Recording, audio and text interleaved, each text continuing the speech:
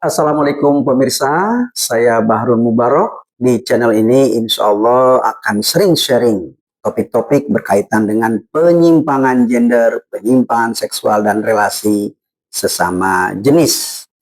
Nah, untuk Anda yang ingin bertanya atau mungkin punya pandangan yang berbeda, mari kita diskusi, silakan tulis di kolom komentar tentunya dengan bahasa yang santun ya. Baik, di video kali ini saya mengangkat judul relasi lesbian tidak selalu berbasis ketertarikan seksual. Artinya apa?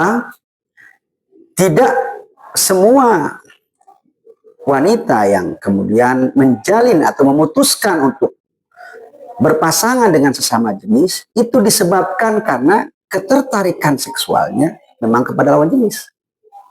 Ada juga wanita yang menjalin relasi lesbian padahal sebenarnya ketertarikan seksual dia sejatinya adalah kepada lawan jenis karena ada ragam faktor yang kemudian membuat dia memutuskan untuk menjalin relasi lesbian. Tentu ini berbeda dengan pandangan umum yang umumnya meyakini bahwa seseorang menjalin relasi lesbian berarti dia nggak tertarik dengan laki-laki. Dia menjalin hubungan sama jenis berarti memang dia ketertarikannya memang kepada sama kaum Hawa. Nah, ini pandangan umum seperti itu. Dan ini dibantah oleh banyak riset ya.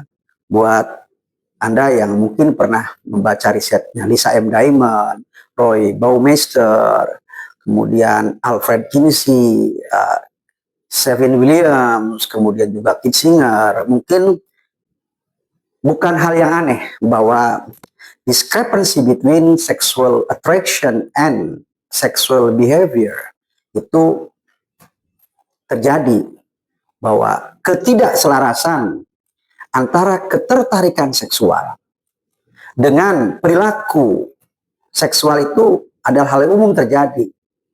Nah, ketidakselarasan antara ketertarikan seksual dengan pilihan pasangan, nah, ini tidak selaras itu seringkali terjadi. Tentunya ada banyak ragam faktor ya.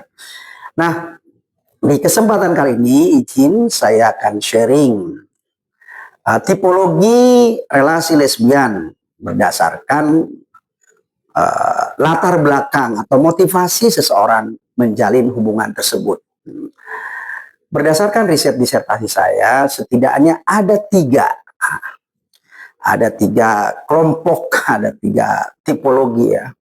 Pertama adalah relasi lesbian berbasis ketertarikan seksual. Artinya apa?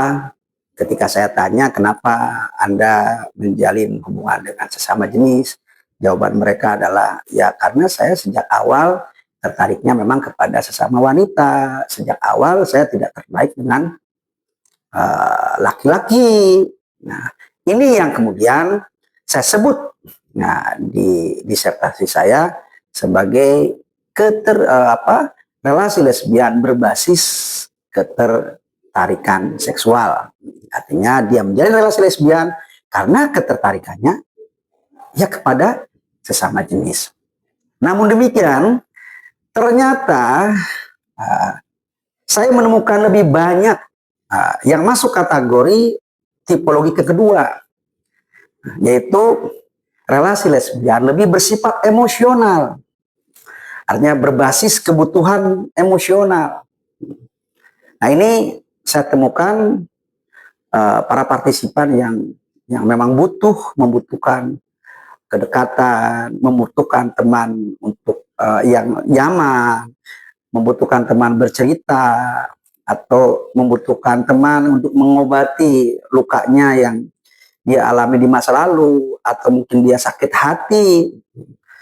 hati dengan pasangan sebelumnya. Bahkan ada juga yang dia mengaku bahwa dia menemukan figur yang mampu hadir menggantikan bentuk kasih sayang yang tidak dia dapatkan dari orang tuanya waktu kecil. Nah, Gitu. Jadi dia baru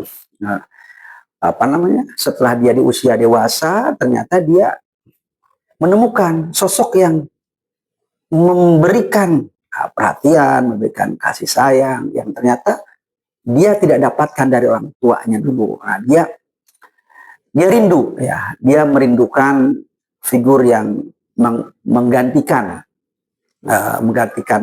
orang tua yang kasih sayang mereka tidak dirasakan waktu kecil. Dia mengaku, nah ini banyak nih para wanita yang mengaku bahwa dirinya rapuh. Jadi dia mereka mengaku bahwa rapuh terhadap orang yang sayang pada dirinya, terlepas apapun jenis kelaminnya. Karena ini saya mengelompokkannya kepada relasi lesbian lebih berbasis pada kebutuhan akan dukungan emosional, dan ini yang banyak saya temukan di partisipan saya. Lebih dari separuh dari mereka itu masuk kategori tipologi ini.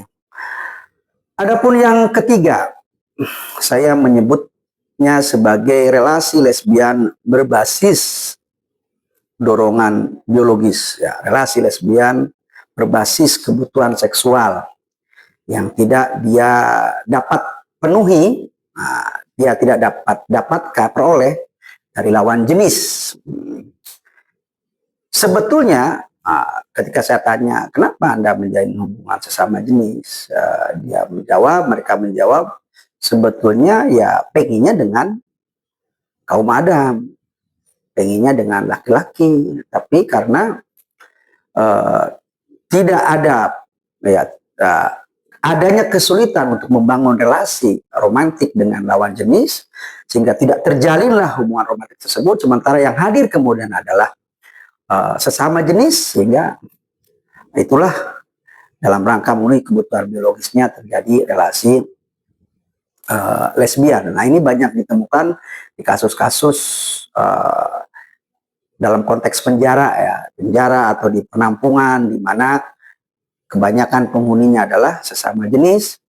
Ada dorongan biologis, dorongan seksual yang ingin dia penuhi, sementara kurang iman di hatinya, di hati mereka, kemudian akhirnya toleran terhadap ketertarikan seksual. Artinya toleran itu meskipun tidak tertarik dengan sesama wanita, tapi dalam kondisi tertentu akhirnya dia mau menerima kehadiran sesama jenis sebagai pengganti dari sosok lawan jenis yang tidak dia dapatkan. Jadi ada 3 ya.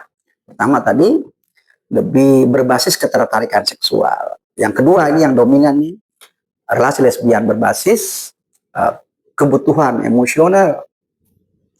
Yang ketiga adalah relasi lesbian berbasis atau berakar pada kebutuhan biologis yang ingin dia penuhi, yang tidak dia dapatkan dari lawan jenis. Nah, mungkin ada yang bertanya,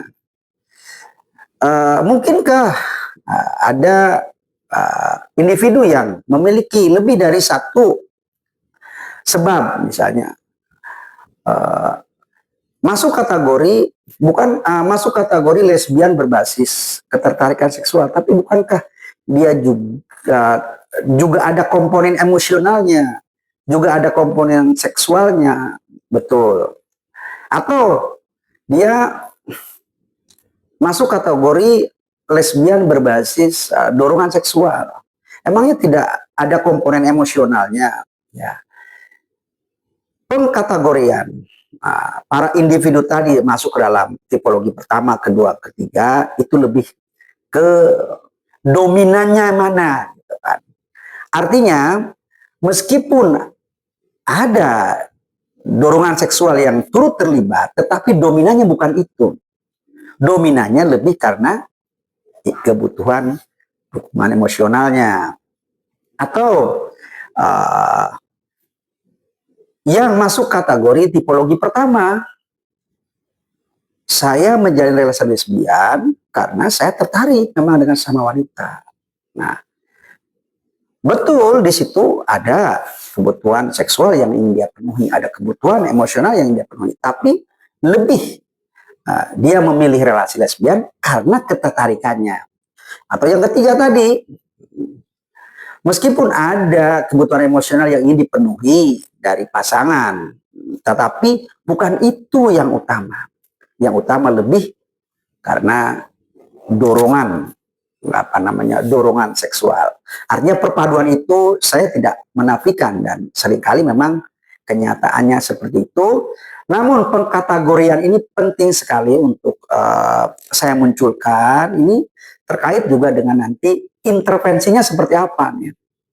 Misalnya kita ingin membantu wanita yang ingin kembali kepada fitrahnya atau ingin meninggalkan hubungan sesama jenisnya. Nah, dengan mengetahui masuk tipologi yang mana, insya Allah ini akan memudahkan kita untuk menentukan langkah-langkah intervensi yang bisa kita lakukan untuk membantu mereka.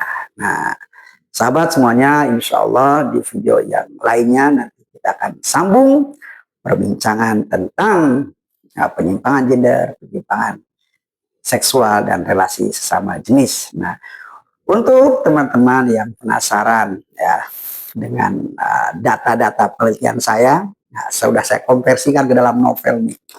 Nah, jadi novel dengan ketebalan hampir 400 halaman ini konversi dari data penelitian saya yang saya fiksikan. Artinya di novel berbasis true story ya.